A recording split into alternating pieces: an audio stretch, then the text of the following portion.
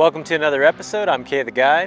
So today is a follow-up one-year review of our EFCUT mini wood chipper that we got from Amazon and how well it's doing 1 year after use to essentially cut down all this scrap material that we're getting from trees with up to 3-inch diameter trunks on them. So it's been actually a really good machine to turn this all into really good either compost or mulch for all of our beds and systems. So a couple of things that has happened over the course of time. Our chute here has gotten a little damage on the bottom.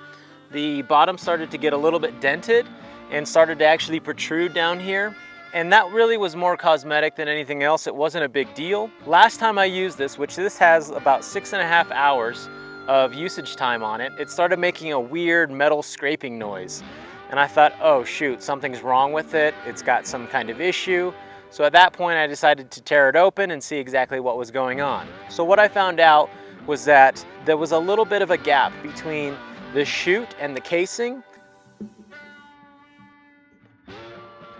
As you can see, the small gap between the chute and the casing allowed some slivers of wood to get stuck between the two pieces, pushing the casing into the blade path.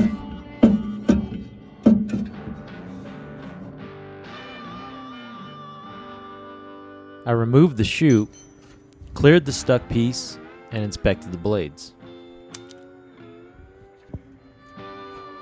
When I had everything apart, I realized that the blades had a lot of dings in them, so I decided to go ahead and resharpen them using my WorkSharp knife sharpener.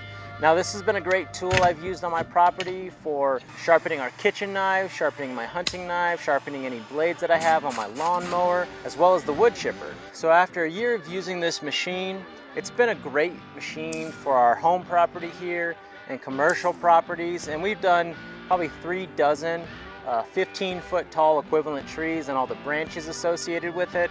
It's created a great mulch for garden beds. We've used this in our compost. So it's a really valuable tool in my opinion and worth every penny at this point for the uses that we've gotten out of it. So issues I would say I had with the wood chipper, really not very many. It can be a little hard to start. There's a little bit of understanding of how to use all your toggles here for your choke, your fuel delivery, and then your throttle, but that doesn't take long to really figure out.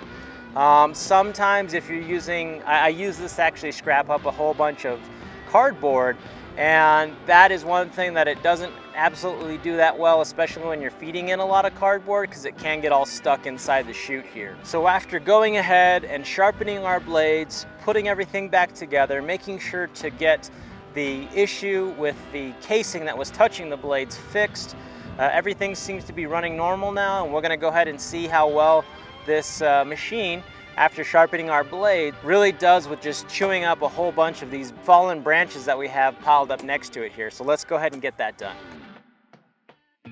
This is actually the second round of using the chipper since sharpening the blades because my camera battery crapped out on the first round. I did put some larger 3-inch pieces in the machine here, but you do have to control the feed as it will bog down a bit with those bigger pieces. Smaller 1 to 2 inch branches self-feed for the most part, but that's the majority of wood we are cleaning up from the yard.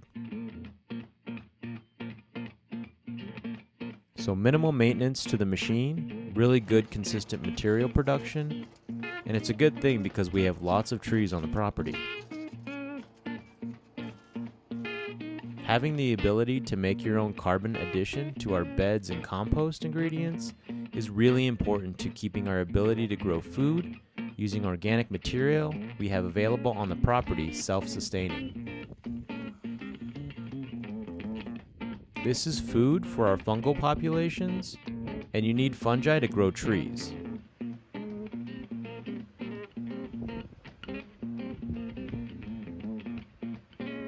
Having multiple kinds of tree materials to add as fungal foods is what helps diversify the foods needed for fungal populations, which are the companion organisms for large healthy tree systems. So if you're in the market for a good chipper or sharpener, be sure to check out the links below as they do help us make more content for the channel. Thanks guys for joining us, and we'll see you in the next one.